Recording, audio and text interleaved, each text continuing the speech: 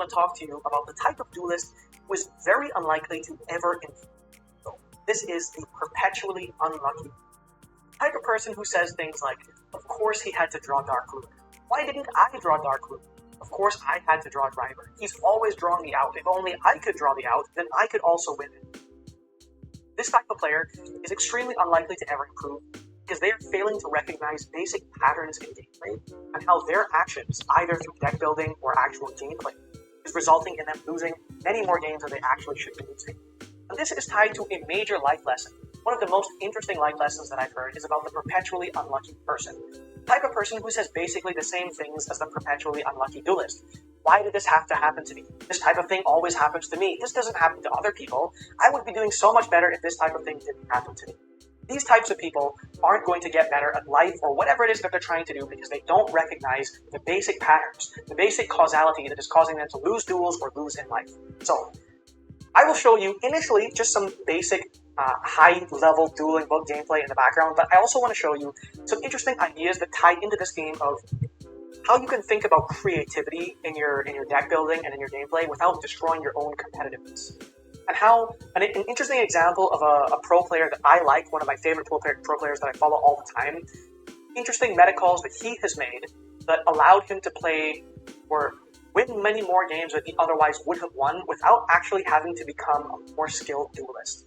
So just some basic pattern recognition, some basic understanding of certain concepts in skill can make your games go much more heavily in your favor if you understand them. So let me go through a few basic things as you watch this gameplay in the background, and then I will show you some different ideas of deck building I've had over different formats, and then one of my favorite pro players, Lorenzo Muselli, I think is his name, and a cool example of something that he did in Snake Eye format. So, let me just flesh out a little bit more this idea of the perpetually unlucky duelist. I've once heard, for example, from a player that they only played one Ash Blossom in their deck because they drew it more often than when they played 3 in their deck. This is a true story. You know me, by the way, from my locals, don't say anything, don't mention any names, but this is a true story. And obviously it doesn't make any sense, but this type of mentality is very common, I found, especially in players who haven't yet reached a level of understanding. When they look at a pro player's deck profile, they don't actually understand why is it that these ratios have been chosen as opposed to something else? And just net decking without understanding the basic concepts does not give you an idea of what the game plan is. The game plan, as you all know, is one of my favorite things to focus on in all of my videos. And having just a basic understanding of the game plan will radically improve your ability to improve as a player. So let me give you a basic example here.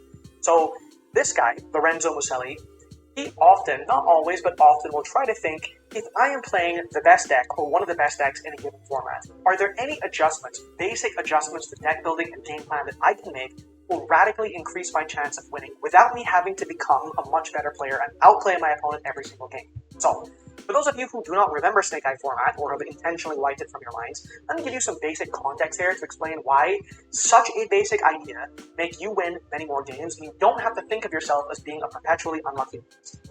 So this was a hand trap format, a heavy hand trap format. And many players complained that there was a lack of skill because if you drew more hand traps, you were much more likely to win that game than your opponent just because you had drawn more hand traps. Now there were some basic considerations like if your opponent goes normal summon Snake Eye Ash and declares effect, and you have an Imperm in your hand and an Ash Blossom, you obviously do not use Ash Blossom. You use Imperm because you know the original Sinful Spoils exist in their deck, and even if you don't know if they've drawn it, there's no downside to holding the Ash because you could Ash the original Sinful Spoils if they have it, and you already had the Imperm for the Snake Eye Ash. So, of course, in basically every meta, there is a very basic understanding of how the decks work or how the game plan works and how you have to sequence your interactions differently. You'll never be able to get away from that. But let's say that you have a very basic understanding of a given meta and you're trying to think, how do I adapt? So imagine that we are in a heavy hand trap format where players are playing 18, even 20, sometimes 22 low impact or medium to high impact hand traps in their deck. What are you supposed to do? So in this case, he decided to play 2 different things differently from everyone else. The first was a pretty large Kashtira package. This is obviously very good into hand traps because the Kashtira cards trade very well both playing into boards and also playing into hand traps. If you summon Kashtira Unicorn, and then you go normal summon Snake Eye Ash Effect, and your opponent goes Chainlink 2, Effect Veiler or Ash Blossom, they are losing 1/5 of their hand without removing your Snake Eye Ash from the field, though of course they don't want your effect to resolve because that could be full combo, but then you get to use Unicorn Rip from their deck, or if you're playing into a board with Fenrir, it's much more costly or requires them to think a little bit more carefully about when they want to interact, or maybe you force them to start with an Imperm instead of a Veiler and stuff like that. So your opponent has to play in a more awkward way if you have a more effective board that's better in playing into their types of non-engine. But if you then play a large sub-engine, like a bunch of Catch Theory cards and also double Race Off, and then the one brick to Catch Theory Birth, means you cannot match your opponent on the number of hand traps. So what are you supposed to do? Then you have to play higher impact non-engine cards, because you would be playing a lower number of low impact non-engine cards if you were sticking to hand traps. So instead here, we are foregoing all hand traps entirely and playing cards like Eclipse, Droplet, Thrust, and Talents. I should just remind you that this was not particularly common through much of Snake Eye format. While there were some changes and many other people started trying builds like this was initially not actually very common. There were also cards that were particularly at 1 controller, and when you can choose a card like this that is debatably useful in the deck you're playing, it can be so surprising your opponent doesn't actually have a good response to it because it is surprising. You know, summoning a card, declaring an effect, then being able to dodge a targeted negate like an Imperm or a Veiler, and then steal your opponent's card can be extremely hard to come back from, depending on if your opponent can expect it or not. But there are lots of other examples of cases where you can be a little bit creative in your deck building and still be somewhat competitive. So let me give you some basic examples of things that I've done in the past. There was a time in Bird Up format, this was actually after the glory days of Bird Up, we used to have the Link 3 Samorg and we were playing with Apex Avian, so we had an Omni Negate and all that type of stuff. But then we had multiple hits, and I was playing a very toned down version of Bird Up, but I love the deck and so I still want to play it. And I identified a niche in the locals that I was playing in at the time where I did not have a way to access an Omni Negate. And even though I can't remember exactly what it was that caused me to wish I had an Omni Negate, but anyhow, I identified this was the problem. One of the major problems in my deck is that I did not have an Omni Negate. And if I had an Omni Negate, I'd be able to play this deck Where did the much extra more 9 effectively and points come guarantee from? things like my Tri-Brigade Revolt to resolve, etc., etc. And so I realized that I could play the Fabled Sir Burl, which is a beast, is a level 2. If it's discarded in the graveyard, then you special summon it. And that allowed me to go into Herald the Arclight, which was both an Omni Negate and also a relevant floodgate at the time. So just a single difference of one card in my entire deck caused me to have a radically different game plan with a very different type of insulation for my main play, which was resolving Tri-Brigade Revolt, which would then obviously go into Shuraig the Ominous Omen. So the reason that I'm giving you this example here, and that I'm trying to compare this somewhat to the thing that this guy did, Lorenzo Muselli, is if you understand the basic flaws in your game plan and what the point of your game plan is, you don't actually have to become Damn a it, better there person. isn't a single When people start waifu to that's feel like actually pointed you're not really anymore. unlucky. You just didn't understand what you were supposed to be doing. You didn't understand what your opponent was supposed to be doing. And if you can adapt your game plan a little bit, you can usually win many more games. I'll give you a couple more basic examples here.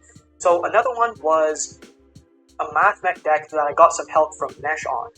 Now at the time, I think this was Pote format when Tearlaments... I think it's Trap Trick. Trap Trick has points now. Decks of all time, Tearlaments. But anyhow, Tearlaments and Sprite had just come out, and when I was playing, I don't remember exactly what the card was, but there was some continuous spell or trap card that was a huge problem for me.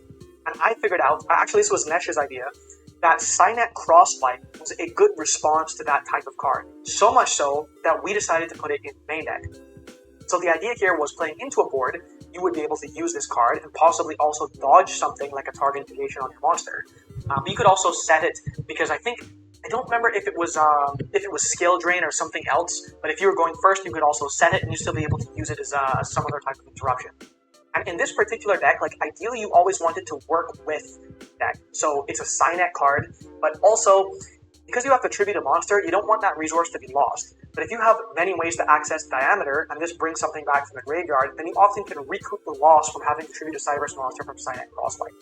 So that's the basic example there. One last example, finally, if we go back into Deck Constructor, this was a White Forest deck that I'd gotten some feedback on from Nesh, and this was when I was first trying to think, okay, people are all playing Toy, Fiendsmith has just come out. Okay, so this was in the early days of White Forest and the early days of Fiendsmith. And I have to play Fiendsmith because otherwise I'm not going to be competitive. I feel like I need to play the 15-ish golden ratio of hand traps, but what else can I do to make my deck a little bit more competitive? What unique edge can I have that other decks are not currently doing? So The main thing that I found is if I'm playing toy cards, I'm often going to have an excess in level 4s on field. So that means that I could make Gallant Granite, and then this card could search for a Nibiru. And a searched Nibiru is actually, strangely enough, usually better than a hard-drawn Nibiru, because if you have searched the Nibiru, it means that you're going into, in this case, a Gallant Granite, which is half of a Closed Heaven, which means any other body, and you could go into full Themesmith combo, even if you were to roll, depending on the Themesmith combo that you're going for. And so if you have something like a Wave Hiking Caesar, and also a searched Nibiru in your hand, it doesn't matter if your opponent has something like an Imperm for the Wave Hiking Caesar, or they have enough engine to play through the Wave Hiking Caesar if they can't also play through. Having even a basic board, and then Nibiru on top of that, is very strong. So my basic game plan was, in every single game, every game, I always want to search a Nibiru, and whatever happens to my White Forest combo, I'll go as far as I possibly can, and if they stop everything, my Gallant Granite and my +1 body are going to go into Closed Heaven, and that is my backup plan. If they don't stop me doing everything, then I'm going to have extra bodies, which is not good, because you're going to need space to resolve things like Diabell Queen, etc., etc. So those extra bodies can then turn into Appaloosa, which obviously most decks were playing. If you could play this card, you had to play it. But in this particular deck, it also had a part of the game plan. So if you weren't fully stopped, then you went for Appaloosa. If you were fully stopped, then there was a fallback of doing the Gallant Granite into Closed Heaven. So the basic idea here, the connection between this and the Perpetually Unlucky Duelist is, if you do not understand your game plan, or the primary flaws in your game plan, we're much more likely to think that you were unlucky, to think that your opponent has drawn the out, or that you have not drawn the out, but actually, you are the problem. So guys, think a little bit more about the game plan. And you will, I think, enjoy Yu-Gi-Oh! Much more. You'll probably win more, but you'll also enjoy more. You'll be able to understand more when other players are playing the deck. You'll be able to look at other players' decks and net deck successfully, trying to understand better what they were achieving with their deck. Okay, so guys, that is everything for this video. This was actually supposed to be a vlog, but I'm getting sick, so I can't do it, so this is what you have today instead. If you have any feedback, please let me know. I actually will be making more videos, but I have been very busy with work, so that's why I haven't made more videos. Anyhow, thanks for watching. If you want to subscribe, please do. If you want to buy me a coffee, the link will be in the description below. See you in the next video.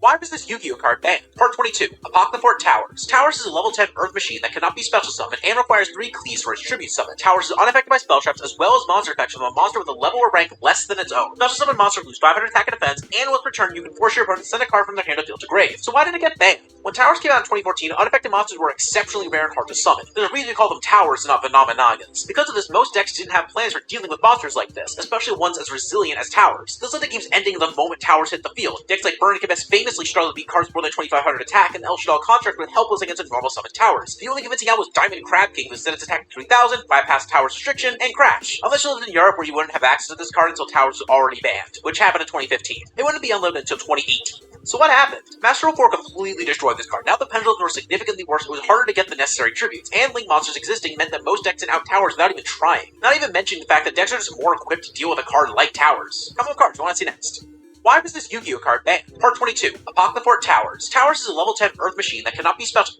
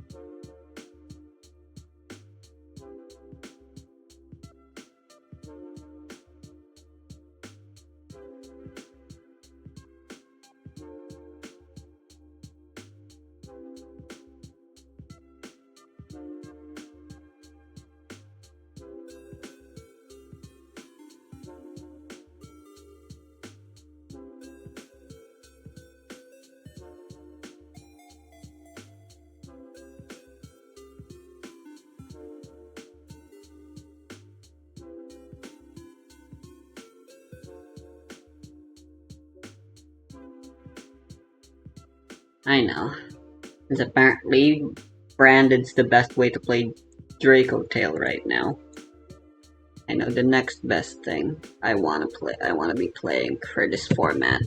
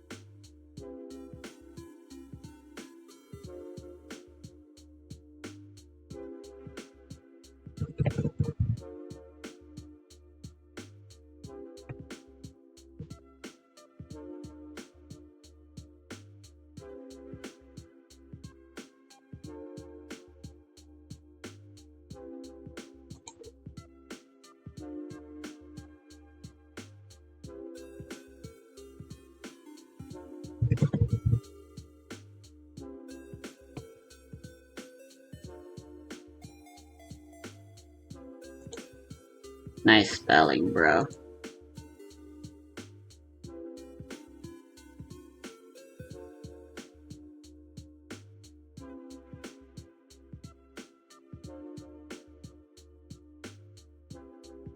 Wow, fair and honest.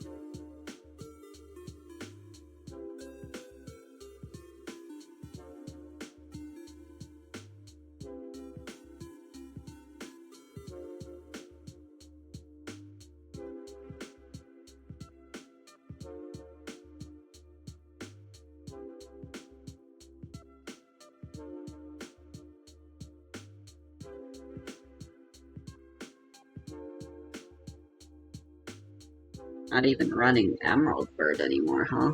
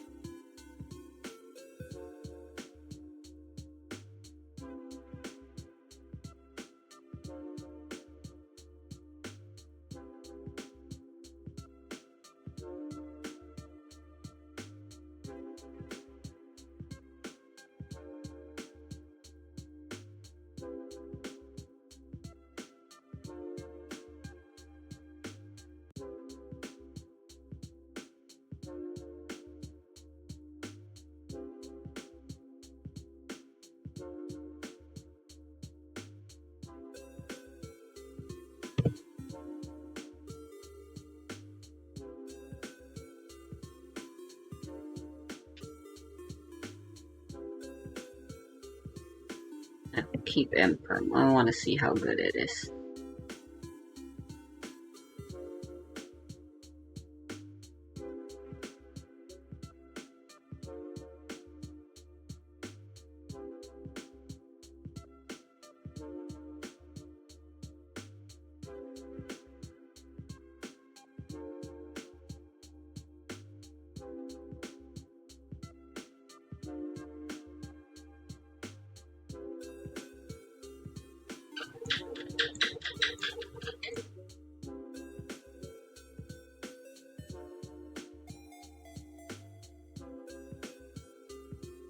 Change of philosophy. More one-card starters.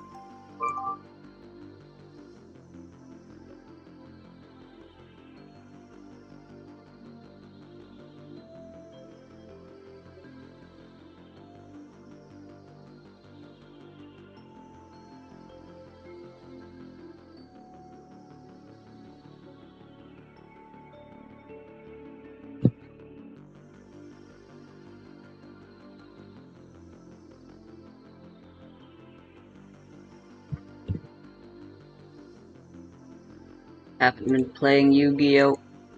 I've decided I really hate going second. Until going second becomes more fun and winnable, I feel like I'm justified in not playing Yu-Gi-Oh! As much right now. Again, this is true in both advanced and current modern and Genesis.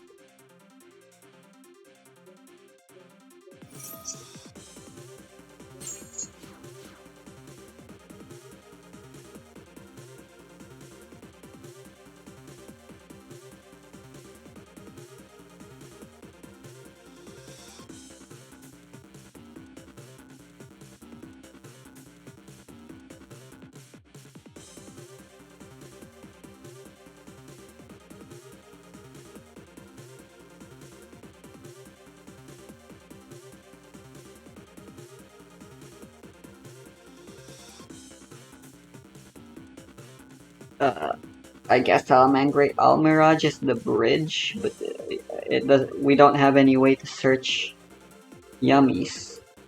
So, yummy is full Mitsu combo, but Mitsu is not full yummy combo.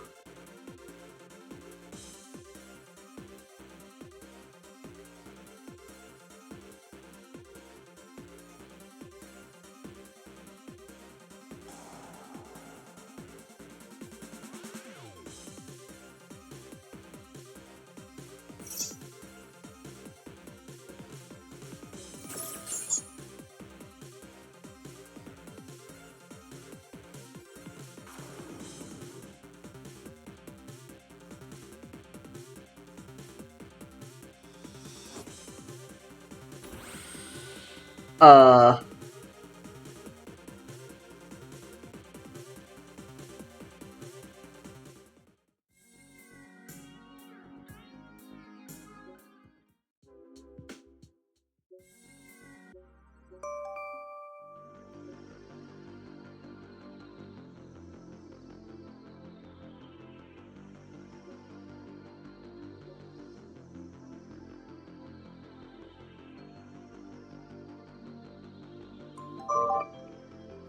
That's so weird that they...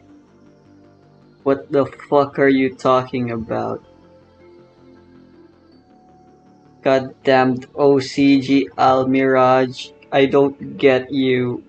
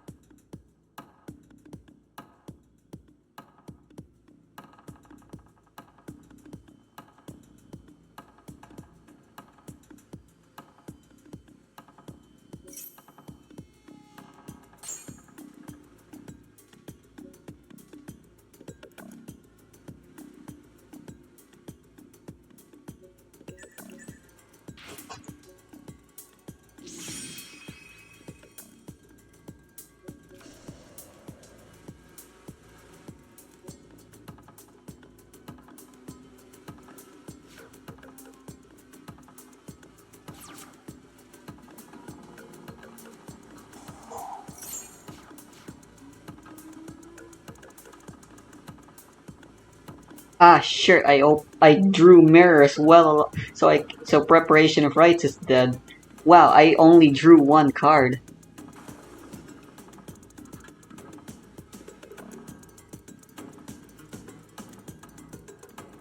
Sure.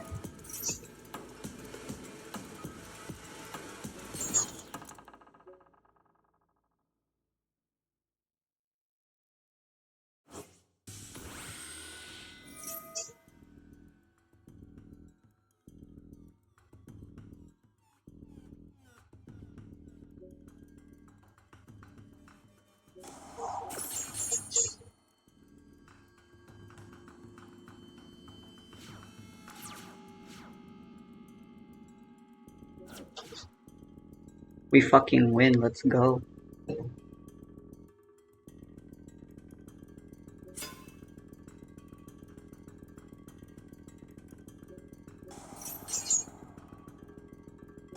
Well, may as well play this out since I don't remember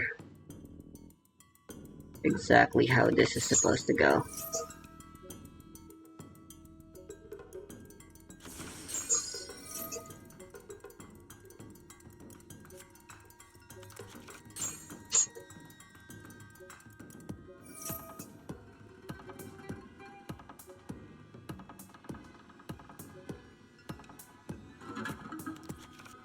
Yeah, I forgot Lunalight Fusion is searchable off of Yellow Martin.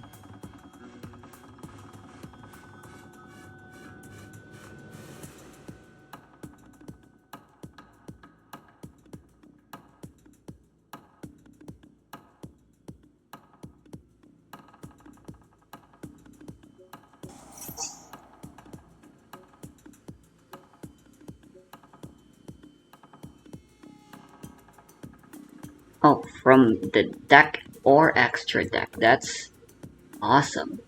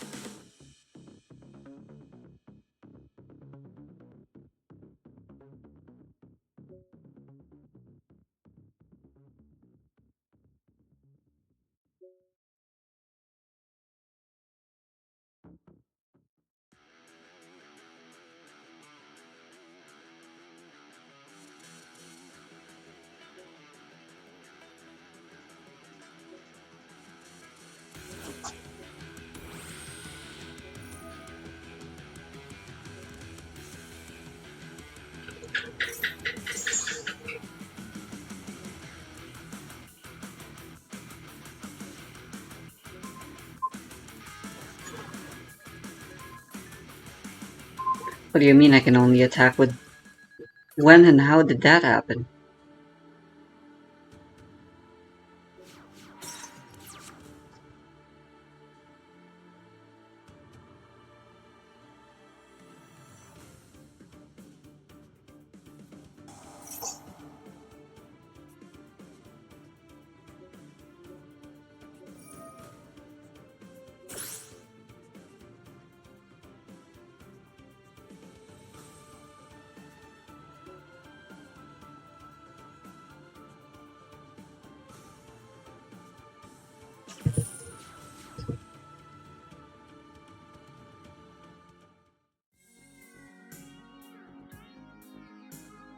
There's no side deck!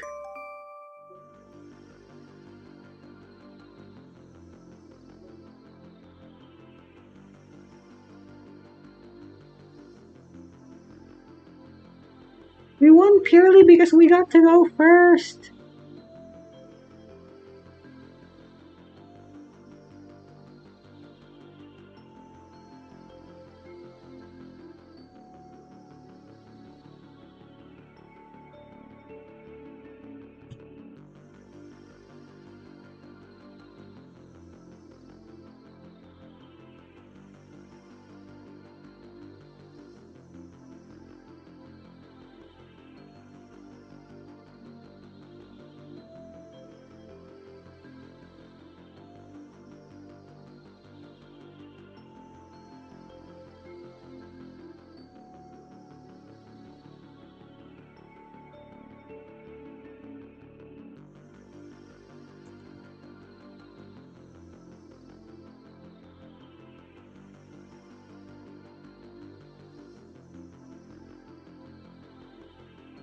Okay, cool.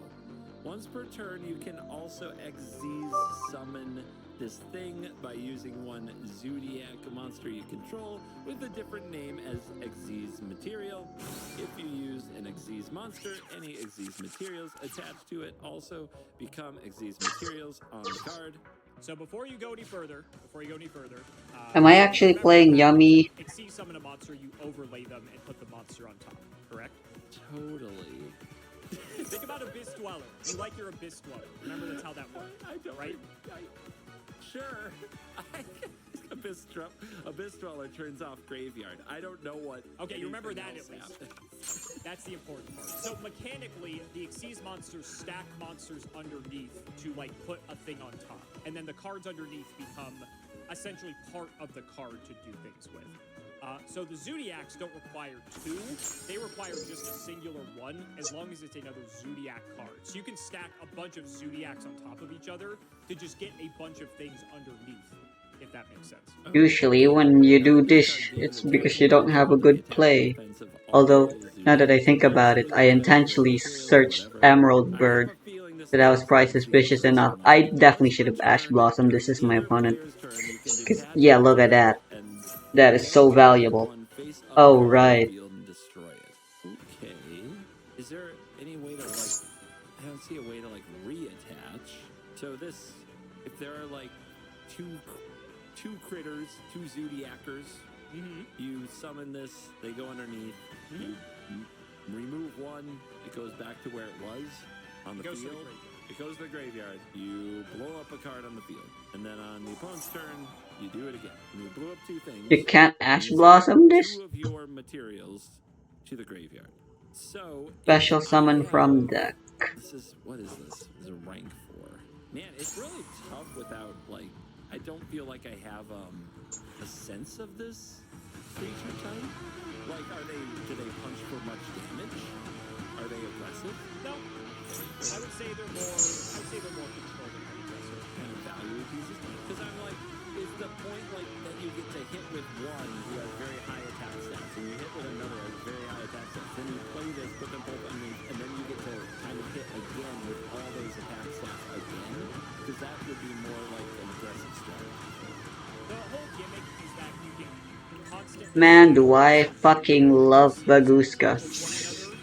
And each of them have their own effect. So like one tutors for a Zodiac card. One can swap out the materials underneath for one that's in the graveyard.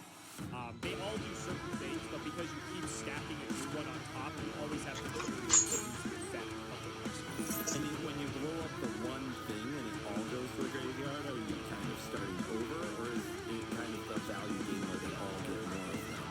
Well, so in the example you gave where you detach pop a thing, your opponent's turn to detach pop a thing, let's say you're out of material, you can just stack another Zodiac and then stack another Trident on top of that stack, and now you have 2 more material again to pop stuff. Okay. I mean, it's versatile removal. It seems like it plays a value game, but I don't know. What am I missing? I feel like I'm still missing something because it seems good. It seems fine, but you're going to do the thing where you're like, what you may have missed about this card. And I'm going to be like, what? Okay, so where is it? Where's the thing I missed about this card? He's going back in. By using one Zodiac monster you control with a different name as the material. By using one monster you control with a different name. So that's out there. It does its thing. It enters, it attacks, it's something. Then you put it under this thing. Then you throw it in the graveyard. I don't know, man. I'm missing it. The attack and defense are equal to the attack and defense of all the monsters attached to it as materials. So, like you said, the thing is, if they put one monster on top of another monster on top of another monster, then it all goes under here. Maybe it attacks for a very large number. It still feels to me like you're putting a lot of eggs in one basket, you know? And like, that can't be great. It still feels like you can make these moves, but if it gets blown up, it's kind of all for not that much. And the idea of detaching it and destroying things is good. The fact you get to destroy 2 things if you have 2 materials already is nice. But, like, if you remove and detach the materials, it doesn't have any more attack or defense, right? And I don't see a way to, like, reattach new things to it. Well, like I said, you can just go from the extra deck and put another Zodiac monster over this. And then go from the extra deck, put another Trident on top of that stack. And now you have 2 more materials on your new Trident. One of the materials being a Trident. Oh, so this can just go get more of it because it's in the extra deck. Correct. This is very unique to this archetype. Correct. So Yes. how often do you do that? Each turn? Can you just... You can do it every turn. You can do it every turn. Can you do it multiple times in a turn? Can you, like, play this, nab 2 things, nab a thing, pop a thing, go get another one of this? It has to be a different name. That's what it is. Okay. So you can only throw down 1 Trident that way per turn. It says that's the first line where it says once per turn you can also exceed using any Zodiac monster. So you can do it every turn, but you can only do 1. So on your first turn, you can stack some Zodiacs, put Trident on top, pop a thing. Your opponent's turn, pop another thing. If Trident lives, you can stack more Zodiacs on top of that first Trident and put a second Trident on top of it, and now you have more things that you can detach to pop stuff. Okay, so since it comes from the extra deck, it's kind of just, it's like free removal for this archetype for like 3 turns. As long as it sticks out, essentially, you have free removal. Or at least like 3 turns. Yes. Yeah, you just need another thing to put. Okay, that's got it. That is annoying. What year is this? This is 2017. Still not quite Yu-Gi-Oh! 2. In Yu-Gi-Oh! 2, I'd say this is everything. Why everything does this. It would be okay. Back then, it does feel like it just kind of, like, playing against this must have been miserable because every turn you're just going to get stuff popped. I can see how that's not good. The extra deck is the piece I was missing. That's basically free. That this archetype can now deal with everything for several turns in a row. Correct. That is atrocious. And they only need 1 Zodiac monster to do it because there are there are effect monsters, Zodiac monsters that you play in your hand in your deck. So as soon as you play one, they can immediately throw a Trident on top and they have access to removal at quick effect speed. God, it doesn't even seem like there's any useful way to really stop it. I guess you're playing like... This one's very innocuous for people who don't understand Yu-Gi-Oh! This is a tricky one. I will say. Oh, okay. Little Knight effect. You're starting to put it together, but this one is not Beautiful. as obvious Even why it's deeper? good. Oh, good. Well, no, I mean you've been slowly unraveling it as you've been going. This but one was the other hard. ones are this one, like the other ones are big flashy effects. It's obvious. This one is very I wouldn't say it's subtle, but it's a lot more subtle if you're not as familiar with the game. I think the big risk with this card is probably just the misery of playing against it over and over. So unless you have a bunch of those effects that can't be destroyed, or when they destroyed somehow give you something, but I just, like, that does constrain the meta. It's just, 2017's weird because I feel like it's not Yu-Gi-Oh! 2, but it's developed enough that there's a bunch of these things floating around that this doesn't completely shut down, but it's got to be so annoying to play against. So, like, there's a chance this is fine because the game is more powerful with things that, like, get you enough value that this doesn't ruin you. But it still feels like a nightmare. Did this have to get banned? I do think the play pattern is toxic. It doesn't feel like a Timmy card. Just the ability to always be blowing things up just for playing these because you can pull these out of the extra. I don't have any good targets for us. Like that's now you're getting really stupid. And so yeah, like a game where you just have to slog through all this before any of your stuff can even have a chance to stick to the board. Not to mention dealing with the rest of their deck. Now, also from a deck building standpoint, these fuckers don't have to run real removal. They just have it in their extra deck. So they can just run all Zodiacs or other spells that hose you because they just need a critical mass of Zodiacs so that they can keep this thing coming. So it interacts with everything you can do in your deck that would need to be on the board. And the rest of their deck can just be really narrow hosers for certain strategies or just all Zodiacs. I don't know how to side deck. I bet the first decks were all Zodiacs, and then they realized that since they didn't have to devote any spots to removal, they could do other degenerate shit too. So I'm gonna say banned. No, this card's not. I'm just kidding. This card was banned. Yes, this card was banned. You got it correct. It's right. The way you just brought it all together at the end, I am very impressed, and I think the audience is going to love that as well. So you actually hit it right on the head. Yeah, definitely. So this was by far and away the should best. have gotten as soon as these cards were released. They Scythe Frame Gear Delta. Never before had there been an archetype that only required one monster to start Xyz summoning. Not to mention, I'm only showing you this one. I told you, there's one that tutors for a Zodiac card in the deck. There's several other of these that do other things. Dryden is obviously one of the most egregious, I want to say, because it's always constant interactive removal that you have at your extra deck's disposal at any given moment. And so it's actually exactly like you said. So I don't want to say immediately everyone was playing pure Zodiac and that's all they were doing, but when people, sort of realize that, oh, these are generic, in quotes, in the sense that they don't have any restriction as to what we can or cannot play, because Yu-Gi-Oh! Is very open-ended that way, other decks started to surface where, oh, we're going to play Kaiju Zodiac, or we're going to play Paleo Zodiac, or we're going to play Infernoid Zodiac. And so everyone just splashed a small Zodiac engine into their other strategy. And so in addition to everything else that their deck was doing, you would just also have a Trident on your board as well that could just pop stuff every single turn on both players' turns. So much so, like you said, that it just warped deck building, because going into games, you had to just concede to the fact that I need to deal with Trident on an open board every single time I play the game. How am I going to do that? And so players had to dig deep and find plenty of different cards that either would negate Trident to prevent it, from actually popping things, or they would just play some cards that had protection from the effect of being destroyed. That was another way to work around it. But this card was just everywhere. Every single deck was playing Trident, whether you were playing a multitude of Zodiacs or just a small engine, just so you can have access to Trident. Extremely, extremely powerful card.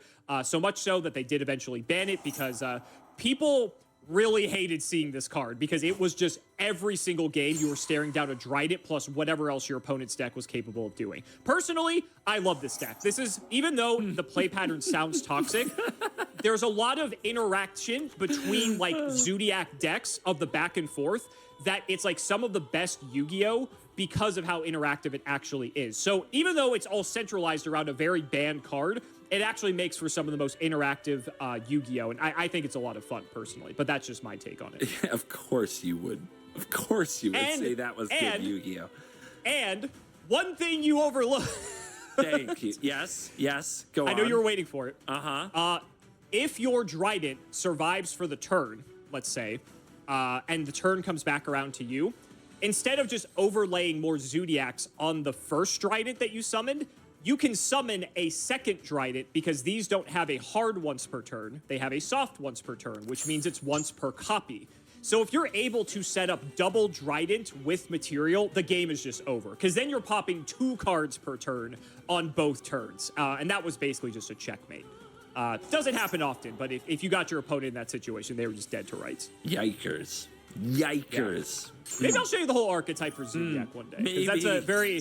I think when you get the full scope of this, you're going to be like, oh, this is fucking crazy. This deck is... It's not... I wouldn't say it's tier element crazy, but it's still pretty crazy. Coming from your game, I'll say. But... All right, only a few left, and we've definitely saved some of the best for last. Thunder Dragon Colossus. Level 4. Look at this beast. That's a Timmy card. I don't need to read it. Okay. Look at this. Look at it. That is amazing. All right, attack is 2600, defense is 2400. Can I Ghost Bell polymerization now that Lunalight Masquerade? I think they mentioned Thunder enough. Must be I don't fusion think so, summoned, okay, or special summoned. During the turn, a Thunder monster's effect was activated in the hand by tributing 1 Thunder effect non-fusion monster. In which case you do not use polymerization. Yeah, we're doing great. I'm so here for it. I'm just going to assume all that happens all the time, no cost. Cards cannot be added from the main deck to your opponent's hand except by drawing them. From the main deck to your opponent's hand except by drawing them. What a line. If this card would be destroyed or by battle or card effect, you can banish 1 Thunder monster from your graveyard instead. So I'll give you a little bit of context. Colossus is based off of one of the first cards ever printed called Thunder Dragon. So I'll just go ahead and... this is the original Thunder Dragon, so you can give this guy a read. Very simple effect. Oh, good. Just what I needed. More cards to read. This one's at least straightforward. Look at this little green buddy. This is a level 5. You can discard this card. Add up to 2 Thunder Dragon from your deck to your hand. It just gets 2 more of itself. And it's level 5, so you still have to like tribute summon it. And so for the first part of Colossus's effect, it says if a Thunder monster activated its effect, you can just tribute any Thunder monster you control to just special summon this straight out of the extra deck. So I showed you Thunder Dragon because it's a Thunder monster that you just has an effect that activates in the hand because you discard it to get 2 more. You've now met that condition. All of the Thunder Dragons, there's more of them, but all of them have an effect that you discard them from the hand to do something. And then, so it is... And then it comes out and hoses the opponent's ability to try to do the same thing. If they were actually, in theory, yes, it does. Yeah, in theory, it yes, hoses yes, itself. Correct. Killer in the mirror match. Damn, I bet the I fucked up my... I wasn't supposed to send Lunalight Gold Leo there. Destroyed. You can banish a I can't make Bagushka anymore. You discarded 1, so it already has like a "don't destroy me" kind of tied in. Correct. Okay. And this one comes from extra deck. Summon. You also have to tribute 1 Thunder effect non-fusion monster. Whatever. The way our thingy's working right now, it doesn't actually matter in the slightest. So remember from way back when we first started, fusion monsters, you need to have 2 monsters plus a fusion spell card, or polymerization, which is the classic one. You would have those 2 cards, you activate your fusion card, put those to the grave, and then summon Thing out of your extra deck. So that's the traditional way to fusion summon. This thing just cheats itself out onto the field. You can summon it the traditional way, but you don't have to. And most of the time, you're never doing that. Okay, so literally that whole line of text, all the way up to the last parenthesis with polymerization, all that's really saying is discard a dragon and get this for free. Correct. Yes. A Thunder monster specifically. Okay. Yes. I mean, it's really like that is a heck of a rate, especially considering like graveyard decks and things like that. Just, I love that more than half the text on the card applies to a cost that is completely irrelevant. Welcome to Yu-Gi-Oh, my friend. Okay, yeah. Do people alter their cards like they do in Magic? Can you go in and just alter by like Sharpie lining all the words you don't actually need to care about? No. I guess the question we're asking then is how good is that? That you discard card, you get 2600 monster. And if those discard effects are such that, like Thunder Dragon, where you get 2 more monsters, there you go. And it has kind of this, MTG would call it Staxy effect, that says the opponent can't do this thing. They can't add cards from their main deck to their hand except by drawing them. So it turns off tutoring effects. So in a way, with the right build, this is a deck that shuts down opposing tutors, which can be good in a combo-centric meta, like really good, but is this something every deck uses? Is this something that all decks rely on, this kind of tutoring effect in some way so that this card becomes the bad guy? Because if You want me to help you? A little. I want to finish my thought here. In a meta where one deck is doing lots of tutoring, is way too consistent, and is dominating because of that, this is the good guy. And in a meta where every deck needs to tutor to make their deck do a thing, this is very much the bad guy. So Is this the good guy or the bad guy? Do you have any context? Yu-Gi-Oh, as you know, is very averse to draw power, hence why Pot of Greed is still banned. As such, Yu-Gi-Oh is plentiful with tutors. We have tutors for tutors, and we have tutors for tutors for tutors. Every card in Yu-Gi-Oh, especially as we get into Yu-Gi-Oh 2, every deck has cards that tutor for other cards. That makes it sound like this is the bad guy. Okay. Yeah, and like you said, like you brought it up, the lack of draw power means it's not like they can just play a 1 mana draw 2 anytime soon. Or not even 1 mana, a free draw. That's a beautiful top deck. Nobody just has a Pot of Greed lying around. While we do have draw power, it just comes at a high cost. Do you remember the Pot of Desires, where you have to banish the top 10 cards of your deck before you can draw the 2? So we do have some draw power, but I will say that I have not played a single Yummy. Mitsu's just that good, baby. And you can get it very much for free. Like, discard one if you are playing those dragons, like you showed me those dragons. If you're just playing those dragons and this is in your extra deck, all you have to do is have one of those dragons in your hand, discard it, get this on the field, and you also get 2 cards added to your hand. It's an effect that doesn't affect you. It only affects the opponent. And if you get the dragon first, they can't even do that to get their dragon. Or wait, they can do it, but they don't get the dragons added to their hand. Correct. So they could pitch the Thunder Dragon. Yeah, they probably still and then would. not. I mean, yeah, there's a world they could. See, this one is really tough because I'm looking at it, and it does have kind of a prevention effect, right? You can protect it, and if you went and fetched those Thunder Dragons, I mean, you kind of just want them in the yard anyway, so discarding them is not a big deal. So it's like, yeah, it protects itself a bit, and it has this effect that can really shut the opponent down. But I also know that there are a lot of times where you run cards like this, and I can think of a few cards in Magic. I think Ley Lines might be the best example in Magic, where you can play them for free if they're in your opening hand, right? If you don't get to play them at the start of the game, it's often just too late by the time you play it. Why is that Croaky at the side deck? The hell? A deck that had Did I do that? answers to my opponent's graveyard strategies, but if they went first, they That's got a to choice. do the whole thing before I got I to guess play that it. I guess so I it can didn't matter. understand So it. part of me says, like, getting if you just go second or don't have this as soon as you need it, and the opponent does the tutoring they need to do, and then you draw this, it's probably very bad. And if you do get it out early, it's a hoop to jump through.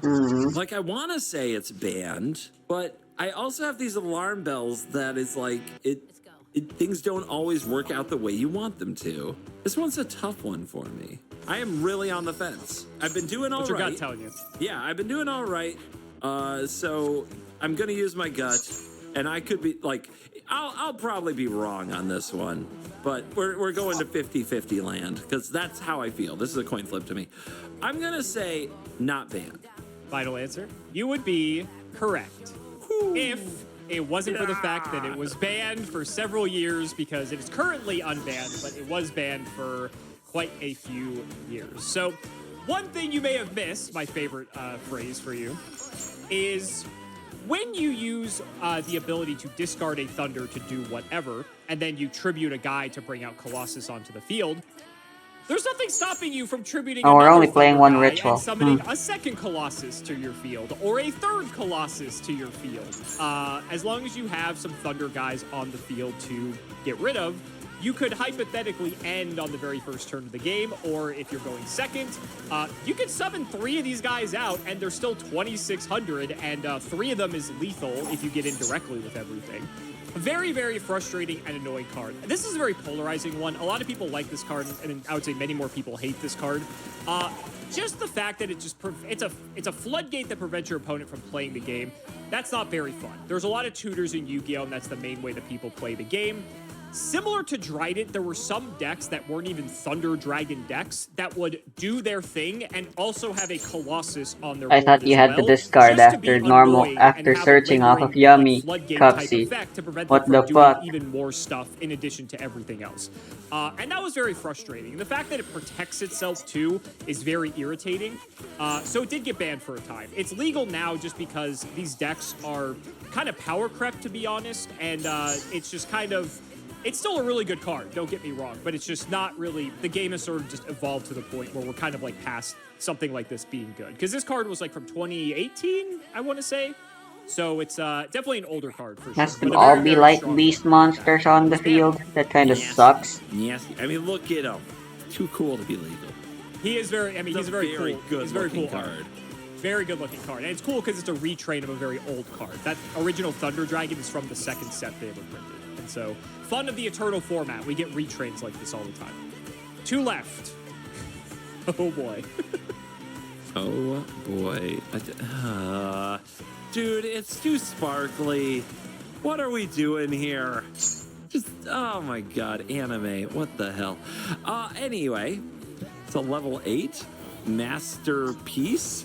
Of course, the name is Masterpiece. The true Draco slaying king. Okay, whatever. Defense is 2950. Worm effect. To tribute summon this card face up, you can tribute. Where can I start? Where should I start reading? Let's go down to. No, that part's important actually. That part's important. Okay. Damn it. To tribute summon this card face up, you can tribute continuous spell trap cards. We're only playing one Herald. I forgot Herald's limited now, right? As well as monsters. Unaffected by the effects of cards with the same card type as the original card type of the cards tributed for its tribute summon. What a sentence. I mean, it means to say this card is unaffected by these things, right? Correct. Okay. Once per turn during either player's turn, if you control this tribute summoned monster, you can banish 1 continuous spell trap card from your graveyard, then target 1 other card on the field and destroy it. Do you need the simple version? The simple version is you can sacrifice all kinds of different cards to this, but whichever kind you sacrifice, it can't be touched by those things. Correct. And keep in mind, it is an 8-star monster, so you have to tribute 2 things in order to bring it out. So, hypothetically, if you tribute a monster and a spell card, a continuous spell card, it will be immune to monster and spell cards. And then once on either player's turn, you can pitch things from your graveyard to destroy other things. And there's probably at least... Well, no, it has to be continuous spell or trap. And Correct. Then you can, which you probably have at least 1 of, probably 2. Sure. So in my example, if you tributed a continuous spell and a monster, you're going to have at least that continuous spell to banish to pop something. This strikes me as a control deck win con. This seems very much like a deck that goes a little against the grain of all of this monster Timmy nonsense, and instead plays some the forgotten card types, continuous spells and traps, and then uses them later in the game for removal and plays this thing with protection from all these things so it can try to end the game. You know, I don't think that is an unfair assessment of this card. I think that is pretty accurate. So what would get a card like this banned? If a deck comprised with a lot of spells. And Okay, I could traps link off was Herald as the Arclight, but like, what unnaturally do I Let's gain also off say, of doing too, that? A lot of continuous spells and traps are cards that are going to be preventing your opponent from doing things. Stacksy stuff. Yeah. Yes. Stacksy things. Well, one of the interesting things about that is you don't always want to sacrifice them then. That's true. But you can wait, like it's control. You bide your time, and then you sacrifice the thing at the right time. Maybe when you have a backup where That's you've the way we covered win all your here, right? bases, blown up the board. I don't know. And then you bring this out, and they can't deal with it, and it punches a few times and defeats your hobbled opponent. Oh my god, this is an Omni-Negate. Immediately, my thought is that if a deck full of continuous spells and traps was too good, I would have heard more about it somewhere. Okay. Because it just seems like we're never talking about spells and traps. It just seems like they're not even there most of the time. Almost. Okay. I'm pretty sure we have done full videos where we could have ignored their very existence from start to finish. Maybe this was the payoff they needed, and I haven't showed you yet. And then they banned it? Like, are you kidding me? They finally make a spell and trap deck, and they're like, get that shit out of here. Bring back our monsters. It's possible, but this level of anti-control, anti-spell, anti-trap propaganda is clearly, this bias cannot stand. It's ridiculous. I don't think they could do that. Would they do that? I hope not. I would like to think that they have an appreciation for players who want more out of life than 15 different ways to summon a freaking dragon, okay? But maybe they don't. Maybe that's Yu-Gi-Oh players. Maybe that's all we've got. I look at this card, and I see trying to make something different happen. Okay. When trying to not metagame it, I can see I didn't mean to do that. a card that is immune from everything and can use pieces of an already played game to shut down what the opponent tries to do and destroy everything can be obnoxiously oppressive. The fact that you can banish the continuous spells and trap cards from the graveyard to destroy anything on the field gives those cards a whole second life. And I can see why people would find that oppressive. But for me, it's really hard for me to look at this card and say you're a problem when it literally feels like past the first couple, very early days of Yu-Gi-Oh, especially since, I don't know, 2010, 2012, 2014. I love how completely justified he is with this, because Draco Masterpiece is legal and perfectly fine now, you know? Sideboard cards. They're used as gotchas when some weird new summoning effect shows up. But they're not like a deck. And this says you can be a deck. There is more to you. And I like that. I think that this kind of thing should happen. I think that they should have that kind of identity. And if you're going to tell me that this was too oppressive and nobody liked playing against it, and that's why it got banned, then you're a bunch of lightweight babies. You need to grow a pair. But no, I mean, I kind of get it. Still, I don't want this to be banned because I want to believe that these cards can matter. I want to believe that they can be a deck and that it can win the game. I'm cheering for this card. Now, I could go over this again and read it line by line for the thing I may have missed, and I'm not gonna. I'm just gonna stick up for my friend, my buddy here, the tribute. In fact, I don't even care about Masterpiece. Dumb name. I care about the continuous spells and traps. I want them to matter. So I'm gonna say this card is not banned. This is a good, healthy, awesome card. Let's go build a spell and trap deck. It's gonna be great. This card's totally fine. I think a lot of people would agree with you, CGB. I think a lot of people would agree with you. But fuck this card, it's bad. Damn. I will say, you will be happy to know they are probably unbanning it.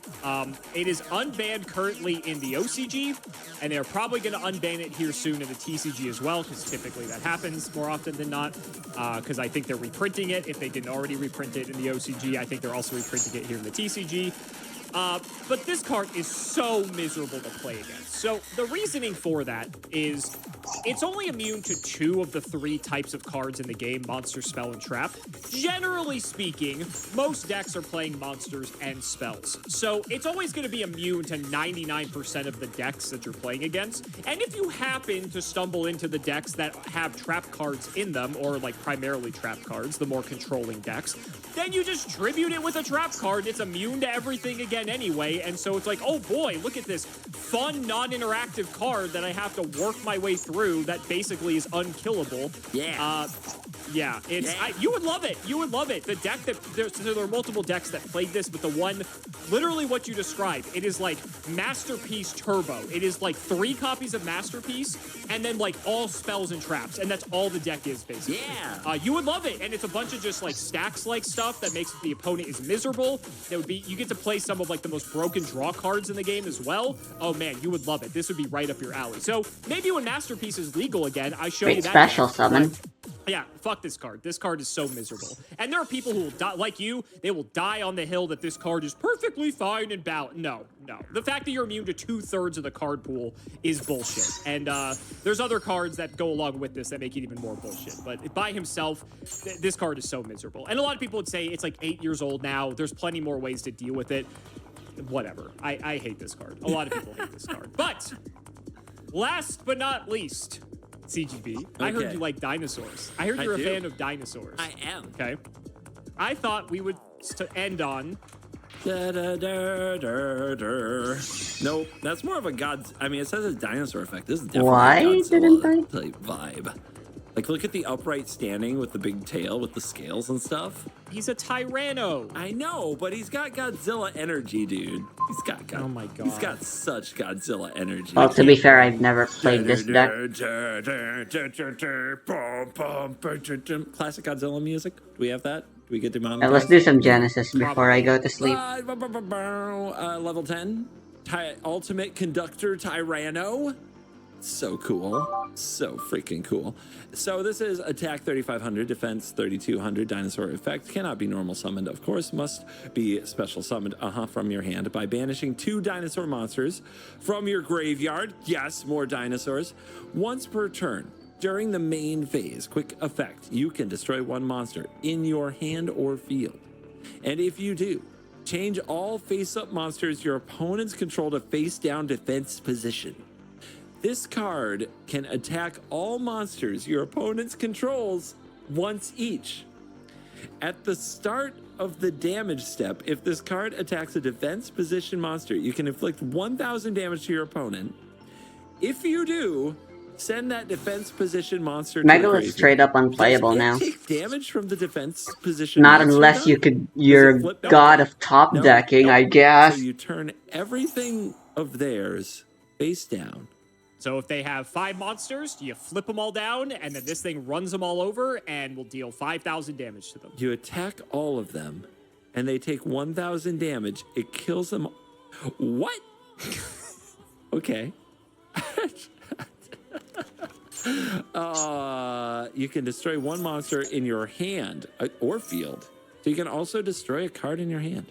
Mm-hmm. Huh. So as long as you have a monster on the field or hand after the 2 dinos, this one you have to get in your hand, though. It's not in the special deck. Correct. Yes. I will say there are plenty of ways to tutor this guy to your hand. So that's Sure.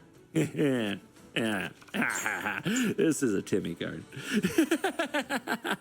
How does this compare to the dinos in Magic, out of curiosity? I mean, we have a dinosaur called the Apex Altasaur that when it enters the battlefield can like fight everything on the field. Oh, it's similar. Yeah, it's Similar. a 10/10. It's pretty cool that way. It doesn't also damage the opponent's face. Like, in that way, this is like a card called Massacre Worm that when it enters, all the opponent's creatures get like a -2/-2, and whenever a creature an opponent controls dies, they lose 2 life. So a Massacre Worm against a giant board can sometimes just kill the opponent. Okay. So it's kind of like that too, at the start of the damage step. And it can attack all of them. So yeah, so like what you said, if they have 5 things that are face down, this can attack all of them. Can it also attack face? That day on that No. turn? No? Okay. No. You either go monsters, or if they have no monsters, you can just go face with it. Okay. It doesn't have any protection. It's not protecting itself or anything. It sort of has protection, in a way. Yeah, I guess the opposing monsters. Let's see.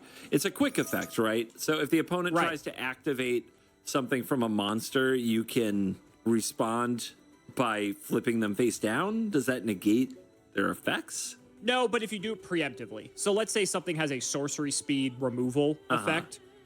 When they summon the monster, you would have a window to activate Tyranno to flip it down before it has the chance to use its sorcery speed effect. So that's like the protection in quotes. I mean, there's the thing I keep seeing is that this is really cool, but there's when you have to get into different phases, when you have to successfully attack the opponent's monster to get this thing to happen, when you have to destroy an opponent's monster, like, and it has to be on your turn. It's a once per turn. If you did this multiple times with multiple Tyrannos, would that matter? Doesn't seem like it really matters. So it's like I'm finding holes in just basically getting the payoff. Because if you have to go to combat and somebody can then quick effect something, hand trap, trap card, something, then maybe you don't get the benefit. And on their turn, they can turn them face up again, right? That's my understanding. They can if they survive. If they survive, yeah. So there might be a few ways to keep the actual blowout from really happening. It would be my point. You can tutor it up, sure. Also keep in mind that if your opponent's monsters are face down, they cannot synchro summon or Xyz summon or do any of the summoning mechanics with them because they have to be face up in order to do that. So that can be interference against hand traps is what I'm getting. Maybe? I don't know. Still, like, maybe I have to get rid of the mentality that they could play a spell or a trap card to, like, interact because nobody does that. Yeah, I guess if it is all about creatures, this is pretty strong. It still feels like there are guardrails. Like, also, this is the first dinosaur I've seen. And maybe you need 2 other dinosaurs. So this is another one that you can probably see coming. Like, yes, I would say that's true. Yeah. So if you see it coming, how well can you play around it? Is a good question. And in a world where everything has haste, it's like, how often are you passing with this big ass board? And can you play around that if your opponent's playing dinosaurs? Unless this just kills them before they get the chance to do anything. It's possible, yeah. I don't know, man. I'm still looking. You're not feeling it. I'm not feeling it. This feels like a Timmy card. It really does. It feels like there are things in here that are so magical Christmas land to me that if you tell me that this is like some kind of a busted, had to be banned, oh my God, nobody can use their things. Flipping them face down is so bad for them, and then you kill them and they take 5,000 damage. And I'm like, I don't know. If my opponent is playing dinosaurs, I would hope there's enough agency in your game that you don't have to just put 5 monsters on the field and pass to them and get your ass blown out. So wait a minute. This feels like the most Timmy card. This feels like a very, very Timmy card to me. The magical Christmas land. Oh my God, would I do this? And it works on like little Jimmy, but it doesn't work when you go to the tournament, you know? So I'm gonna say this card is fine. Final answer. Yeah, final answer. They wouldn't ban a dino. Look at it's too cool. It's too Timmy. They would never ban a Ghost dino. Mourner, They would never stupid. ban a dino. So Tyranno's nuts. I think maybe it's hard to like understand how good flipping things face down is. Like, you've learned that setting monsters face down as we get into Yu-Gi-Oh! 2 is not particularly good, but things that have the burn effect damage. to interact with the opponent to flip their stuff down reactively is actually quite strong for being able to stop them from going into their extra deck to summon all of their super powerful things. That's like turn ending a lot of the time, depending on the way that some decks function. So I think Tyranno's effect is actually a bit innocuous in terms of like how good it actually is. And then they can't flip those up on their turn if they already summoned them. So they kind of just have to pass, and then Tyranno's just going to get in and ram over everything and just kill them, basically. But you're right. Yep, this is a Timmy card. Okay. It's a good card. It's a good card. Don't get me wrong. If you're playing dinosaurs, you're going to play this card because it is. Out of all the things I've shown you, maybe it's the most Timmy out of everything I've shown you. But to be fair, it's still a very strong card for what it's worth. This is a card that got people very excited for the dinosaur archetype. There are a lot of good cards in the dinosaur deck, but it's just it had its moment in the spotlight where it was like a very good deck for a small period of time relative to all of Yu-Gi-Oh, but not nearly as egregious as some of the other things that I've showed you in today's video. But I know you like dinosaurs, so I thought we'd end on a fun one. And he is a very fun one for what it's worth. But you did not take the bait. Congratulations. Nope. Is he in the? Is there an anime episode with this or an anime arc with this? No. No. I would He's watch unfortunately. that. Okay. There is a guy though in the anime who all he does is play dinosaur cards, for the record. So, dude, we found multiple. We found 10-year-old me. Let's go. There you go. There you go. So how do you feel about Yu-Gi-Oh's boss monsters? It's an interesting spread, to be honest. Like, you go from the big stompy dinosaurs, and in Magic, if I were talking about Timmy cards, I'd be talking mostly about like the Tyranno. But you've got some toxic pretenders up in here. Just gross, remove everything all the time. You can't do stuff. Those aren't Timmy monsters in the Magic sense. In the Magic sense, those are stacks. Those are like competitive. In Commander, it's like CDH kind of stuff. So. For sure. Yeah. We definitely have some cards that are even more Timmy-like, but I had to make it a bit difficult for you. I couldn't just give you all the easy ones like Tyranno. So Sure. But I'd say you did pretty good overall. Thank you. Do I have to figure out what got banned twice now? Oh, I forgot. You do. Go ahead and take your guess. What would you say? Well,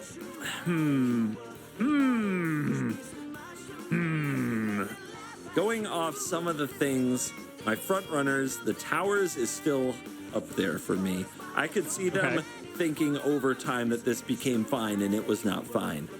The Zodiac Trident, I can see maybe they thought at some point this was fine, and it was not fine. And it just became ubiquitous again, and that's kind of lame. The Thunder Dragon Colossus, honestly, I don't see it. I still don't see it. But maybe... Dude, why would they unban this card? If they really got to that point where it had to be banned, it feels like this is one of those cards that you would not take off the ban list because people probably really hated it. I can't see a lot of people loving it. I don't know. The art is great, though. But didn't you say it was unbanned, though, recently? Colossus, yes. Yeah. Yes. So it doesn't strike me as something that went on and off for years. It seems like it is like a recent thing that would be unbanned. I don't know. It doesn't ring that way to me. Masterpiece, nah. One time was hard enough, and they need to bring it back. Quite frankly, it did. So you're between wrong. Towers and Trident right now, is what you're saying? Yeah. I'm gonna stick. Interesting. I'm gonna stick to my very first gut. I'm gonna go with Towers. Final answer. Yeah. It was Trident. Dang it! As a matter of fact, I'm actually shocked. I'm actually shocked you even had Trident in consideration, considering how innocuous it is. But yes, Trident was banned. They unbanned it. They put it to 1, so it was limited still to a singular copy. And they're like, oh yeah, this is fine. And a few lists later, they rebanned it. Because 1 in every deck. Yeah, just everybody had to play it. It was just as annoying as it was the first time. Let's be honest. It was just so annoying. Yeah, it was. You really only need the 1 to be like having multiple is even more annoying, but it's almost just like a checkmate move. Just having the 1, not to mention there are ways to recycle it, but again, Yu-Gi-Oh doesn't go many turns more often than not. So if you just have your board and stick the Trident, Trident also is a combo enabler, if you can believe that, because you can target destroy your own cards that get effects when they get destroyed, and not many other cards are that consistent at doing that because you can just get Trident immediately out of the extra deck. So yeah, they realized not too long after they unbanned it, they're like, yep, we need to ban this card again. It's the low extra deckness that's the problem. That's the problem. It's extremely efficient is the problem with it. It's just too good. It does too much for one card, and I don't know. I love it. I love Trident. What can I say?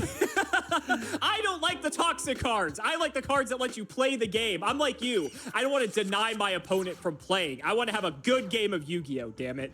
I just want to activate my trap card. I want to do the... You just want to play Masterpiece. I want to do the thing one time. To be fair, Masterpiece is just like souped up Trident in a way. Yeah, but you get to also play spells and traps and not just pretend they don't exist. It's So guys, that's gonna wrap it up for another video. I really hope you all enjoyed. Let's go ahead and shout the patrons for all of their continued support. So shoutouts to Shout1317, Tim00x3, MBT Play Medolce, Moto, Cameron L. Smith, The Synchro Guy, Pony Stark, Dan the Man Hoban, Little Fadeleaf, Draconic, Dylan Rare Hunter, JW11860, Flannel Daddy, literally all of the guinea pigs, Cheeks McLafferty, Stolfin Amethyst, MBT Cancel Bio Community soon, Cancel Bio Committee soon, Cancel Bio Player soon, Wonder Waffle, MBT and Nimnims, One Boxer Brief Fueled Night of Passion, Daniel Howell, Electrician of the Ice Barrier, Astro Random, Arco, and the Nova 129. Thank you guys so much again for watching, and we will see you next time.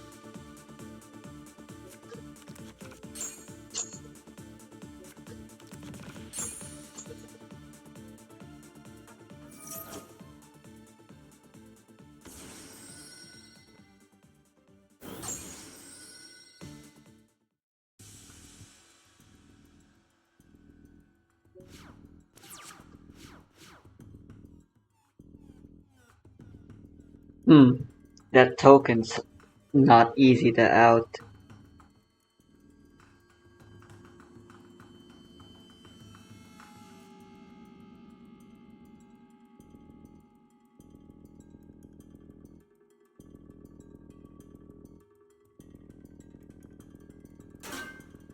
Whoops.